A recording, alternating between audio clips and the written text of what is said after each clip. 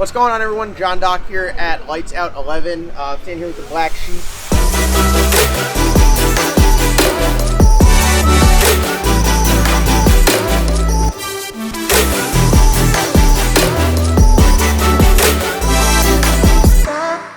This is our 87 Grand National LS single turbo powered. It's running on the Holley Dominator software ECU with the Holley 7-inch screen. I'm a big Holley fan. I run Holley on every car that we got. We got Mustangs on it, we got Corvettes, we got Grand Nationals, Trans Am. They all work great. The biggest thing I like is the self-correction on there. It works absolutely awesome. It has saved my ass a number of times because I'm pretty dangerous with a keyboard in my hands. But really love the Holley stuff, love all the products. One of the biggest things I really do like, got the Flowtech headers on here, and they work great.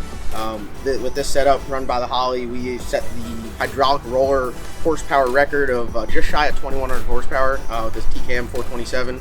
So it is a good setup.